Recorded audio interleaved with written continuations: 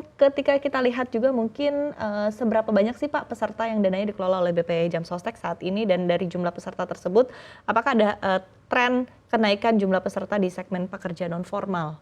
Iya, kami saat ini sekitar 50 juta pekerja yang aktif ya, yang kami kelola. Mungkin dari angka 50 juta itu sepertiganya adalah segmen BPU. Segmen BPU ini pertumbuhannya sangat pesat, mungkin setahun bisa 30–40%. Karena memang kami di BPJS Ketenagakerjaan sejak beberapa tahun terakhir itu kami fokusnya adalah meningkatkan peserta yang BPU. Karena kami melihat bahwa peserta yang pekerja penerima upah itu sudah sudah cukup besar gitu ya yang kita kelola dan kita ikut sertakan di dalam program. Tapi memang bekerja yang bukan penerima upah ini masih sangat banyak yang belum ikut di dalam program BPJS TK. Jadi kami beberapa tahun terakhir, mungkin 2–3 tahun terakhir, fokus kami itu adalah meningkatkan peserta BPU supaya lebih banyak peserta BPU yang tercover di dalam program BPJS Ketenagakerjaan. Oke, dari gambaran manfaat begitu Pak dari JKK, JHT dan juga JK yang sudah dibayarkan kepada peserta dan juga iuran yang sudah diraih hingga akhir tahun 2025 serta estimasinya pada RKAP 2026 seperti apa, Pak Edwin?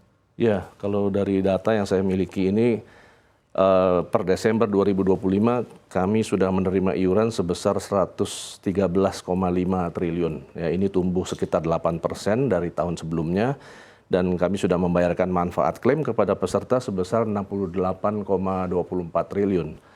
Ini memang pertumbuhannya lebih pesat daripada penerimaan iuran ya. Jadi pembayaran klaim kepada peserta ini tumbuhnya 19,4% year on year.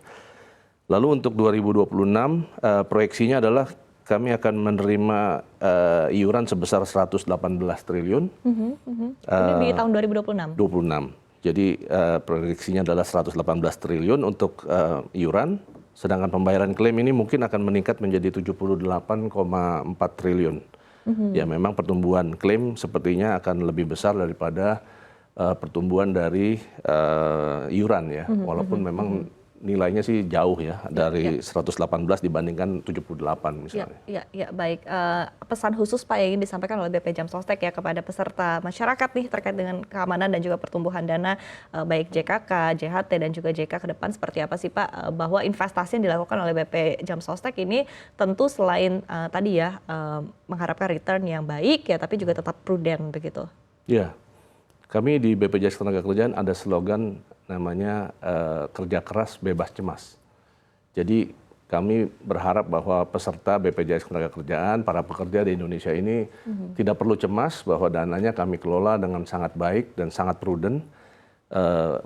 Seperti saya sebutkan tadi, kita melakukan investasi berdasarkan liability profile gitu ya. Jadi kita pastikan bahwa pada saat ada klaim harus ada uangnya. Ya, itu yang pertama. Yang kedua adalah kami ingin pekerja itu fokus kepada pekerjaannya sehingga bisa meningkatkan produktivitas, meningkatkan perekonomian di Indonesia. Jadi saya kira kerja keras, bebas cemas itu saya kira adalah slogan kami di BPJS Ketenagakerjaan. Oke, baik. Sehingga untuk masyarakat tadi sekali lagi ditekankan tidak perlu cemas begitu ya Pak ya. Tapi mungkin apa yang Pak Edwin lihat ya berkaitan dengan regulasi, baik sudah mulai banyak dorongan tentunya ya. Kemarin dari case yang terjadi MSCI ini kan juga membuat akhirnya otoritas berubah sejumlah aturan, termasuk adalah dana investasi yang bisa digelontorkan oleh Dapen dan juga asuransi dari 8 hingga 20% begitu. Ini kan salah satu aturan baru yang kedepannya diharapkan bisa membuat dinamika ataupun juga pergerakan dari Dapen dan juga asuransi ini bisa lebih longgar begitu ya Pak ya. Nah, regulasi atau aturan apa lagi sih Pak yang sebetulnya dibutuhkan juga ke depannya begitu agar gerak dari BP Jam Sostek ini dalam investasi bisa lebih menarik lagi? Iya, kalau kami di BPJS Ketenagakerjaan sebenarnya secara aturan sudah longgar ya, karena kami justru adanya batas maksimal. Jadi batas maksimal untuk investasi di saham itu adalah 50%. Bahwa kami investasinya berapa persen itu terus terang tergantung kepada outlook yang kami miliki dari prospek dari pasar saham gitu ya. Jadi kami di BPJS Ketenagakerjaan sebenarnya secara aturan memang sudah diperbolehkan untuk invest up to 50%. Tapi memang 2021 kami melihat bahwa outlook-nya tidak terlalu bagus sehingga kami mengurangi jumlah alokasi di saham. Tidak dengan menjual ya, tapi dengan tidak menambah pembelian. Jadi karena memang pertumbuhan dana kelolaan cukup pesat, setiap tahun mungkin hampir 15% dengan dana kelolaan yang sudah sangat besar ya. Jadi secara otomatis maka persentase alokasi di saham itu memang menjadi lebih kecil gitu ya. Jadi saya kira ke depan kalau kami sih positif ya bahwa ini adalah saat yang tepat untuk menambah alokasi di saham karena kita atau kami di BPJS Ketenagakerjaan maupun di industri-industri dana pensiun, asuransi, saya pikir investasi di saham itu bukan untuk jangka yang pendek. Jadi kita investasi di saham adalah vote of confidence sebenarnya terhadap perekonomian Indonesia.